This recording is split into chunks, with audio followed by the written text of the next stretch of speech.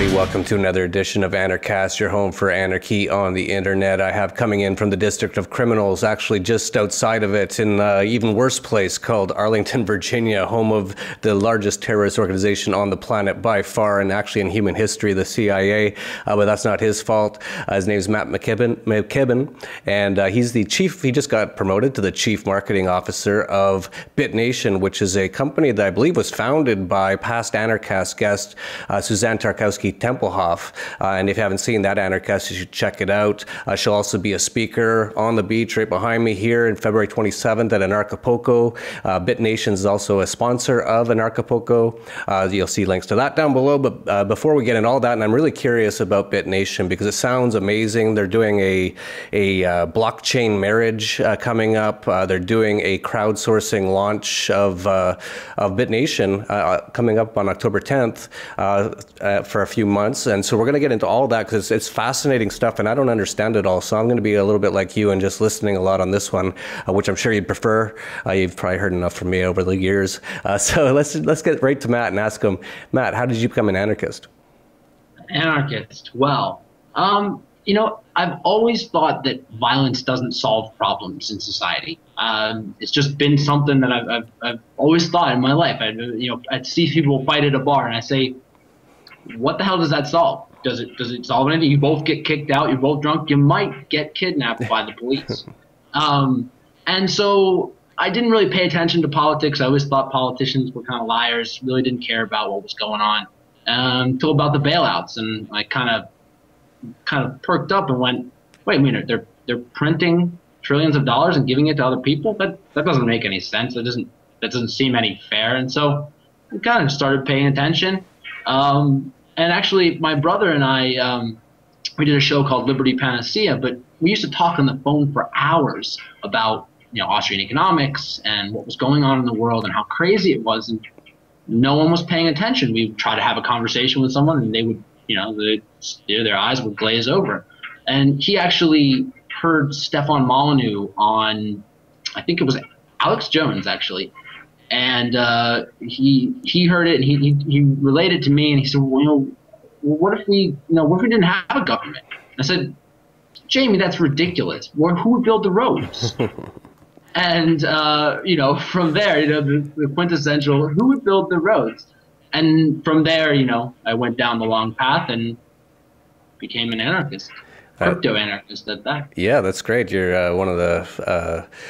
We've had a few crypto anarchists on. The very first was a guy named Smuggler. I still don't know who he was. He was on Anarchast. He's wearing a scarf over his face, and he was using like a voice transcoder. He's a very hardcore crypto anarchist. And people tell me I know who he is, but still to this day, no one's told me who it is, or whoever it is hasn't told me that was him. But it was very interesting. So it's great to have you on. You're a little bit more. You don't have a scarf over your face. You're not using digital voice coder. So I've got a heart with a Bitcoin on my shirt. Yeah, so that's a little nicer. So let's get right into BitNation. Where did this come from? What is it? How did you get involved? Give us the background. Okay.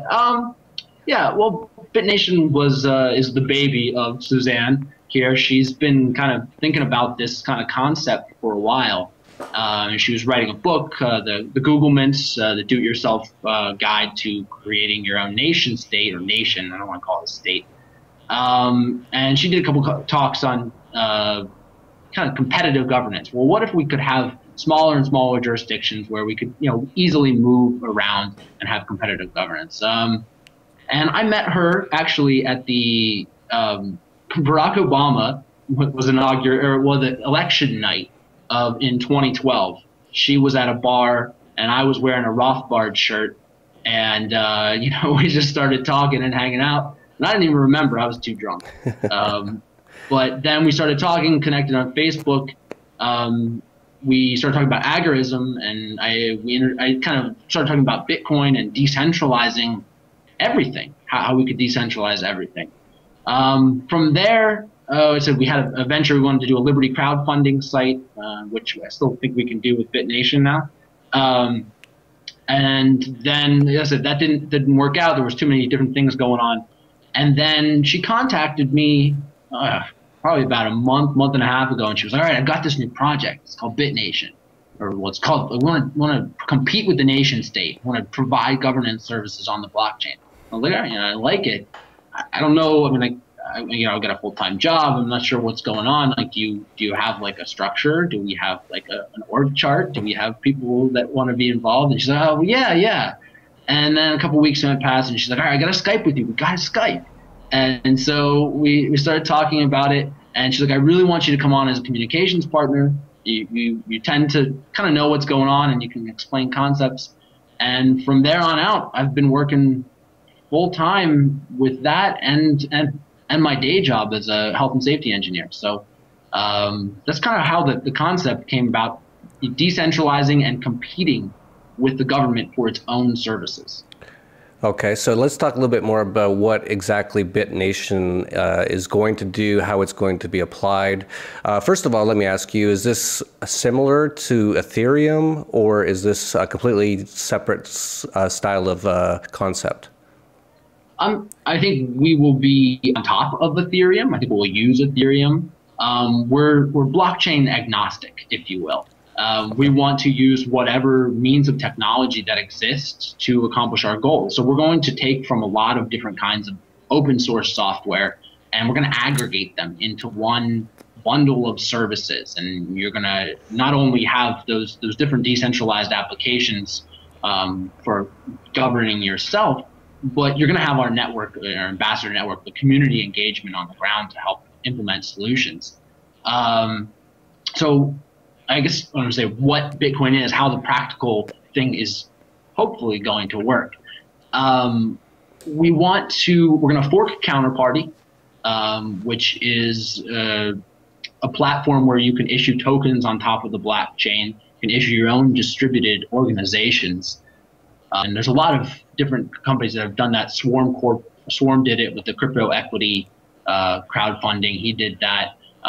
Yeah, we had Joel Dietz on a few episodes ago from Swarm, so I'm familiar with that. Oh, cool. Excellent. Yeah, I'm Facebook friends with Joel now. I was trying to help promote that, and I definitely invested in that project. It's going to be huge. There's been a couple other ones that have been on there. They use like Mastercoin, these Bitcoin 2.0 projects where you can kind of color the coins, or you can create your own token on top, and it's still a distributed ledger. So we're going to fork that. We're going to tweak it a little bit, make it our own. We've got an awesome creative director, and I'm not a developer. I'm not a coder. So how they do all those different things is kind of over my head. I understand the concept of the technology, but definitely not a coder. I can't stare at a computer screen and type like that for hours and hours on end. And so we're going to do that, and then we're going to basically, we want to provide all these different services. On the website, it says we want to provide a cryptographically secure ID system. So we want to design a decentralized application where you can have an ID, and that with your reputation, and this reputation follows you everywhere because the blockchain is everywhere. So everywhere you go, you can access this reputation that is you. And you can say, well, I want to enter into a business contract with you. It's going to be a smart contract because we were not using pieces of paper anymore in the courts of law. We're going to use the blockchain, and we're going to issue our own smart contract. We're going to code this contract on the blockchain. We can have whatever kinds of different things on it that we want, whatever parameters we want. We can tweak it. We can have different kinds of arbitration. So BitRated is one open source project that has its own kind of, with a smart contract, you can have an arbitration service that's linked to it, and you can have essentially justice entrepreneurs or arbitration entrepreneurs that get paid for their reputation as being as objective as possible. And so you can use that kind of software to, you need the people, obviously you have to figure out, to get the ecosystem going and working with that thing. And so we want to build or fork all of these different applications and put it onto one platform. And then we want to sell it to the world population. we want to get the ambassadors network, where we have people all over the world who are tech savvy, socially good entrepreneurs that say, all right, we're going to engage the community, and we're going we're going to say, what are your socio-political, economic problems that you need to be solved? And can we design a decentralized application for that? I like to say, well, let's say you want to register your land, right? Well, there's a DApp for that. There's a decentralized app. So, like the Apple slogan, well, there's an app for that. There's a DApp for that. And so we want to have this giant library of all of these different kinds of services, which anyone can fork. And we want to be able to provide those services, for a small fee on top of the blockchain. If you're going to be in our network of people with our ambassadors and our connections, we're going to have small fees, but very small fees. I mean, Bitcoin can be divided down into the 100 millionth place. So, and so then, the sky's the limit. We're not going to be designing all of these applications. We want the world to design them. We want the companies that want to provide insurance on the blockchain to start their own distributed organization, a decentralized organization, and say, oh, look, there's a market here, and we can provide insurance services for all these different things that you're registering. And then eventually you're on this blockchain, and these are governance services. So the state, they may come, there's obviously going to be cases where the government gets involved and messes it all up. But that happens anyway. The governance services, especially in developing nations, are atrocious. They're corrupt. They're bureaucratic. You can't register your land in a lot of these places. They have no property rights. So this gives them those property rights, at least a ledger that says, I own this. This is mine, and I can take a loan out on it now to the community of people on the blockchain. Yeah, it's fascinating, all the different possibilities that can happen from this technology and from what BitNation and many others are trying to provide. What's really going to be interesting is to see, once it goes out into the wild, once it's out in the world, how many interesting people figure out even more innovative ways to use these sort of things. And it could become fabulous very quickly. And I know personally, I've gone through so many business dealings where you're dealing with lawyers and titles and all sorts of things, and it's horrible. And the amount of money you have to spend just for nothing is ridiculous. Another great thing that you just brought up was about identity.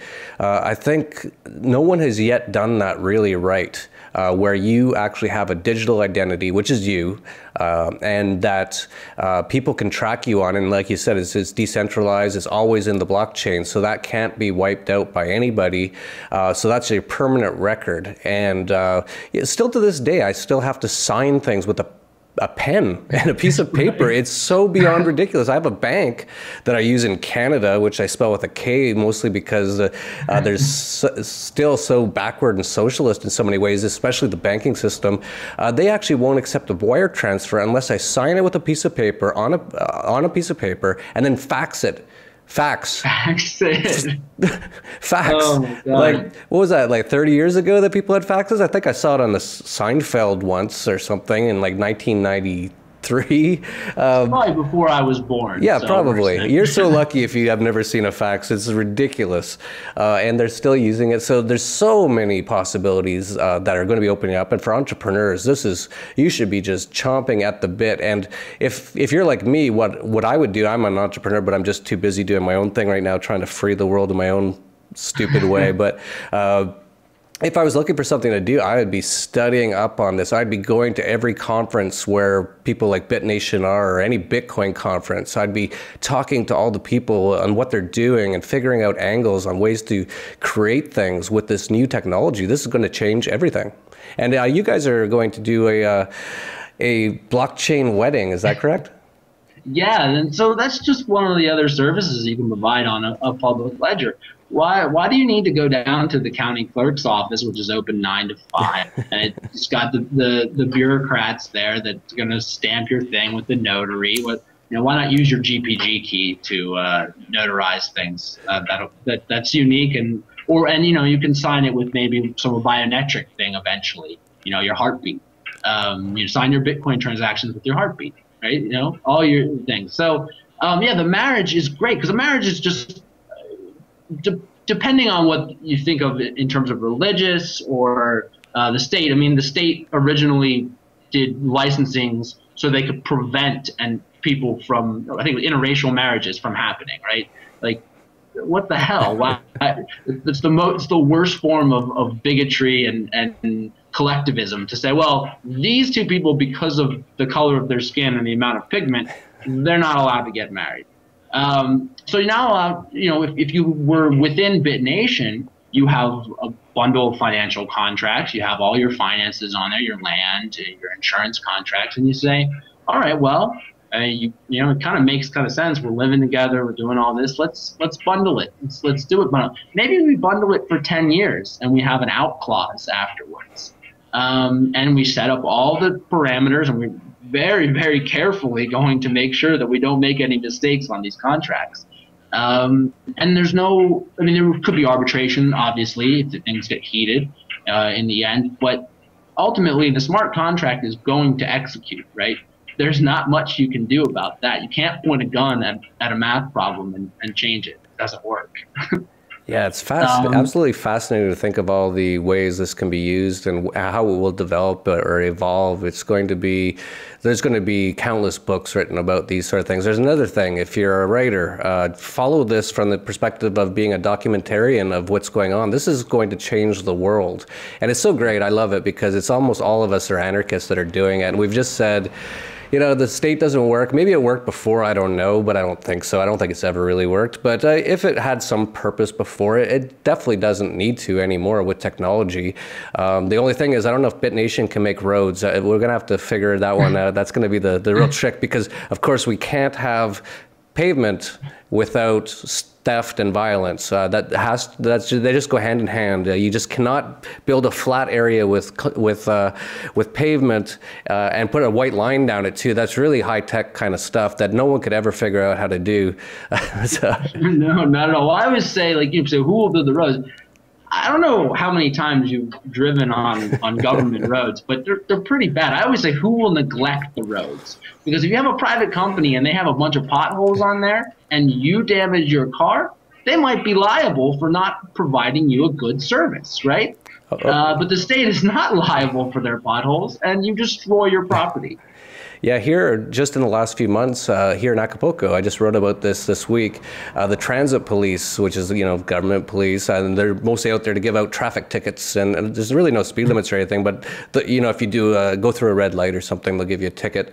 They went on strike about 2 months ago, and no one really even noticed too much, and then about a month later, people started to notice and started to ask, and people found out, oh, they're on strike, and so no one would stop at red lights anymore. If there was no oncoming traffic, just go, and so traffic's been going so nicely now, and it's been going like that for a couple months. And so the transit police guys are starting to figure out, oh, maybe they don't even want us back now. So they're begging for their jobs back. And then people are like, no, I don't think we need you. Everything's much better without you.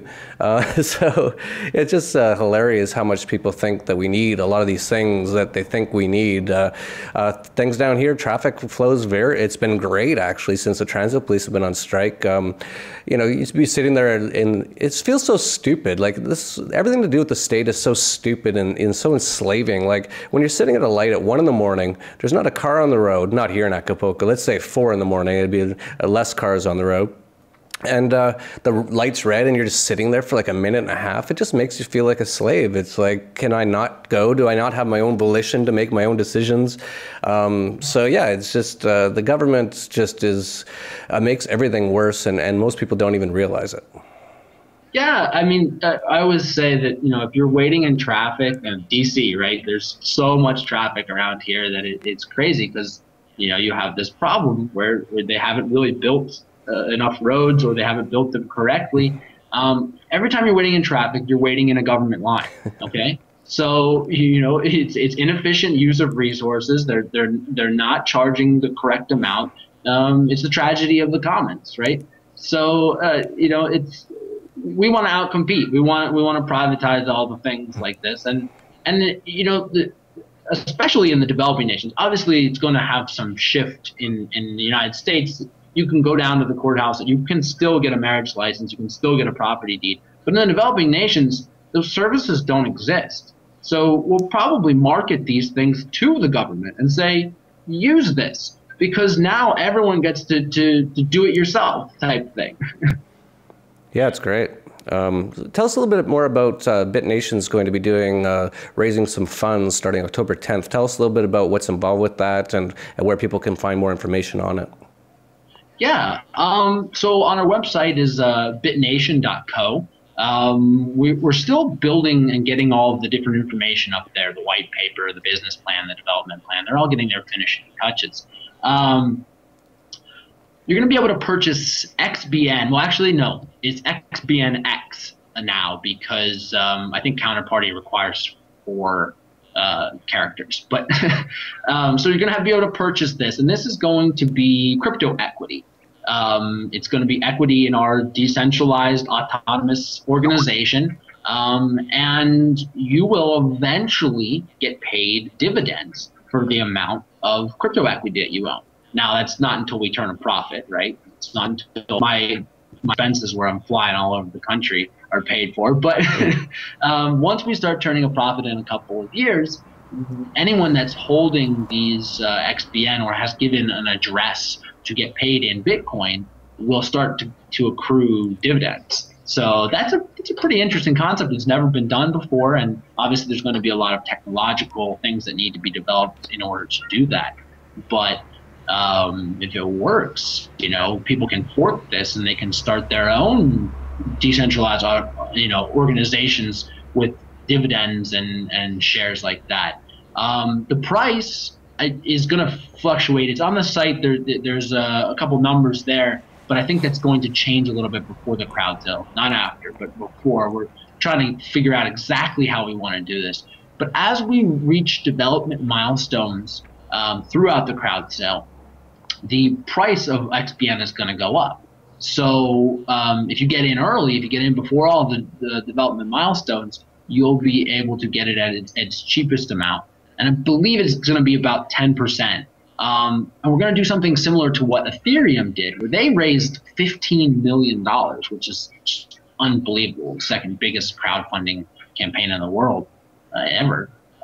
We're going to expand upon however much Bitcoin we get, however many shares we issue, we're going to then extrapolate that in terms of the entire amount. And once the entire amount comes out, there will never be any more that's created. Yeah, it's very interesting and fascinating for people interested in speculating, investing. All these things have so many different angles on the things you can do.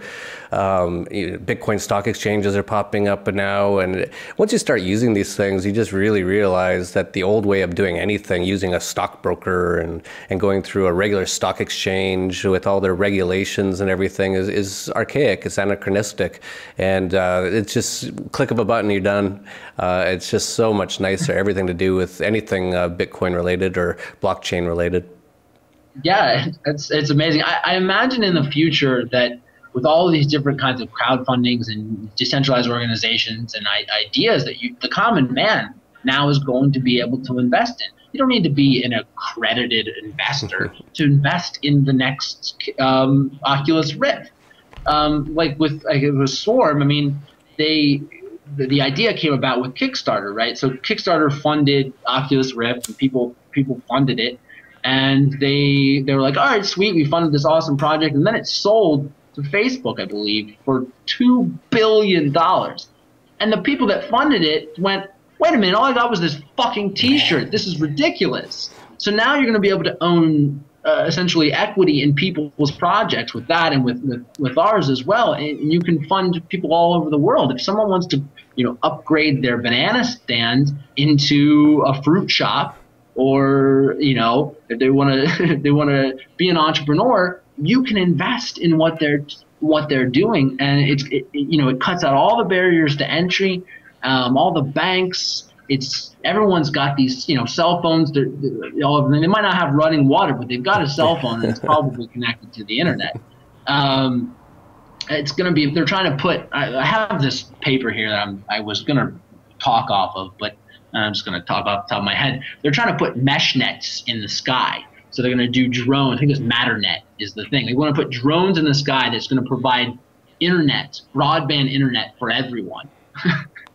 And cut out all the big telecom companies that have been, essentially have a cartel over it because the FCC regulates it. Yeah, it's a fascinating time to be alive in this respect. It's moving so fast too. I don't know if you've noticed, but I've definitely noticed because I've been around since the internet started in 1993, and I had an internet company back then. And man, it was nothing like today. I'll tell you that much. It was very like when we were talking about the internet in 1993. It was like what we're talking about today. It was mostly like, what do you think will happen? Do you think it'll be possible there'll be sites that can sell things over the internet? And people are like, I don't know. And then you hear about something like Amazon. Should we throw $1,000 into that and see what happens? Maybe, like these are all kinds of things. But now, because the internet exists now, so that was the thing with the internet. When the internet first started, there was no internet, obviously. And so you couldn't get access to this information like you can today. And now so many people around the world are getting access to information every second. And they're all adapting, and people are creating things every day. And it's just going warp speed at this moment in time. It's going to be truly fascinating to see how it all plays out over the next few years alone. I think we could see, we're in 2014 right now, if the U.S. government doesn't destroy the entire planet in the next few years, which is totally possible. Very possible. Very, very possible. If they don't somehow, which I think thanks to the internet, they're having a hard time doing that now. And they don't just blow everything up and turn off all the power and everything through a major EMP attack or things like that. If they don't do that, within 5 years, I would say, 2019, neither you nor I could probably even imagine what the world will be like. It will be that much different in terms of how many things have changed. Even the last 5 years, look at when did YouTube start? That was around 8 years ago, I believe. Facebook around the same. So even things like what we're doing right now, video conferencing via the internet and very good quality, didn't really exist in this form probably 10 years ago. I don't remember doing anything quite this good 10 years ago. And now it's just, everyone does it. It's just like, it's almost like, here's the internet for you. It's all free. That's the beautiful thing. Like, of course you have to pay for your internet access, but even that in many respects you can get it from almost anywhere for almost nothing. If you live beside a restaurant that has free Wi-Fi, then you have Wi-Fi. And then the Skype, of course, totally free. We're not paying even 0.01 cents per minute. I remember I'm 43 years old now. I remember when a phone call from Canada to the US was like $1 a minute. So everything's getting cheaper, everything's getting better, and everything's improving so much faster now, and it's going to be really exciting. So I'm super pumped. I'm glad Suzanne did this. She was always talking. She wanted to do something like this since I've known her. And just like a lot of entrepreneurs, she was just like thinking and looking. And so she really finally decided on BitNation a few months ago. And already it sounds exciting.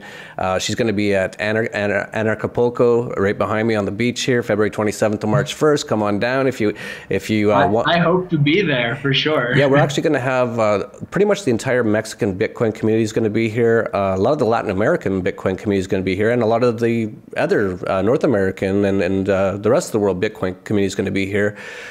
So it's going to be interesting. There's going to be companies like BitNation here, and the person who runs the largest Bitcoin exchange in Mexico. He's one of our speakers, and he's going to be here, and he's excited about it. He's actually a good friend of mine. We've become good friends because he lives in the area around here. So it's going to be exciting, fascinating, and interesting, and so I'm really pumped up to see what happens over the next few years. And just speaking briefly about the price of Bitcoin as we speak, it's under $400. I really think we're getting pretty close to a screaming buy on Bitcoin right at these levels. I can't see it going a heck of a lot lower, although I could be wrong, of course. But with everything that's going on, I'm surprised to see it lower. And so for all those people who haven't looked into it yet, look into it. You haven't missed the boat. Bitcoin under $400 might seem ridiculously low 3 years from now. Yeah, absolutely. I mean, going back I've got a couple of different things I want to think.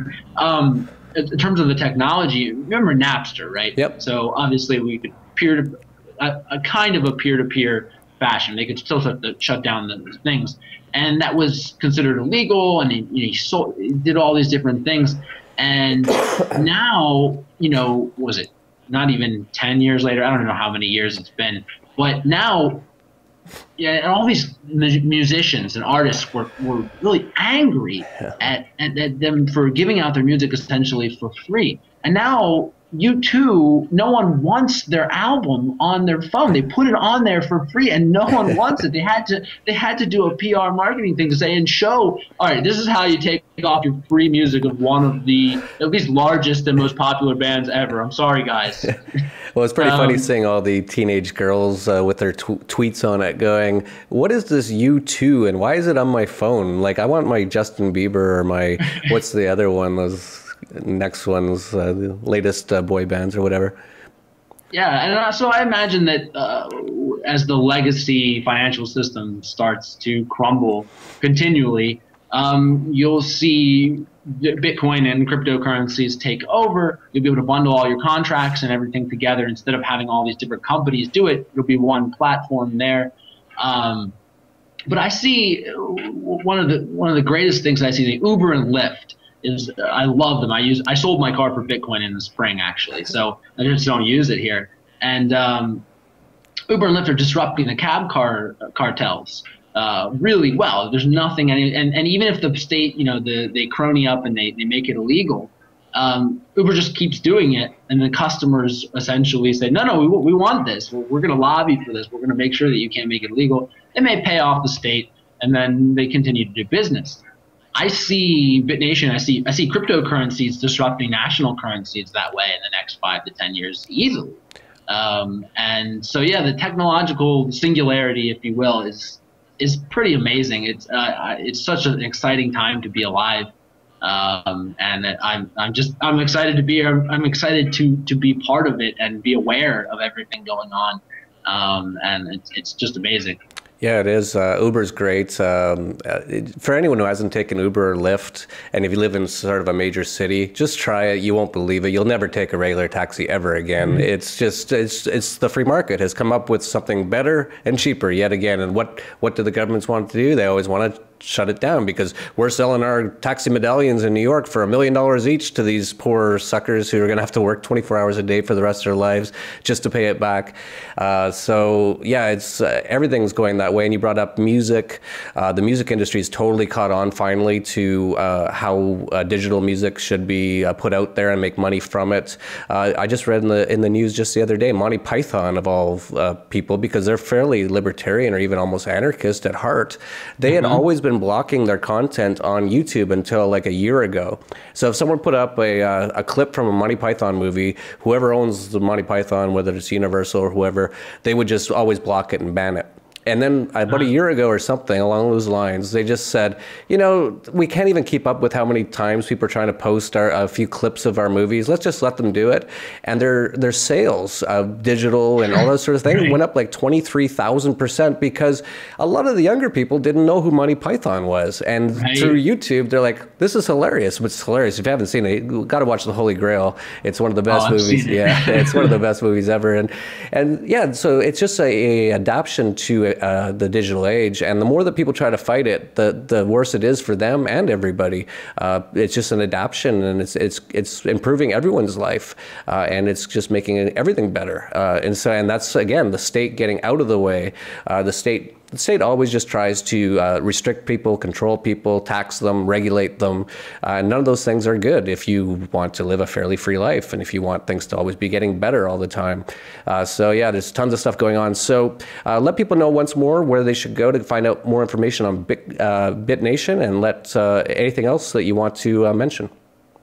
Yeah, BitNation is it's going to be big. It's going to be huge. It has the potential to disrupt things we can't even fathom are going to be able to be disrupted. And I use the word disrupt in a good way, in terms of customer service, in terms of making it more efficient. Because a lot of people say disrupt and it's going to be bad.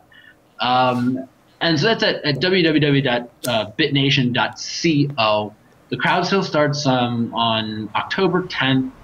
And we'll actually be able to accept more currencies, I believe, than Bitcoin. We're working on the sales module. It's almost done. Probably going to be, if you want to get rid of your Doge or your Litecoin or all these different other ones, I believe we're going to be able to take those as well. And so I'm really excited to see how it goes. I'm excited to quit my day job and do this full time. And you know, we're going to change the world. It's going to be amazing. Yeah, it is. And like you said, it's going to be exciting times. So many things are going to change. Even for us here at Anarchast, we're now, just this week, we're now picked up by radio stations around the world. We're on satellite radio now. You're going to see us really starting to pick up. People are starting to catch on to what we're talking about over here. It took them a little while, but I guess people are kind of slow. But, you know, if you like what you're hearing here, and if you're excited as we are about changing this world for the better, just, you know, always here's the peace, love, and anarchy sign. That's what we're all about. And subscribe down below and just like these videos or share them. And that's all you really need to do to get this information out there. A lot of people won't understand it because they went to public schools and they're kind of been dumbed down by fluoride and all kinds of stuff. But some people will. And the people who catch on are going to be a big help to us in also helping to change the world for the better, make it a lot more peaceful, prosperous, and anarchy. So that's it for Anarchast, your hope for anarchy on the internet. Peace, love, and anarchy.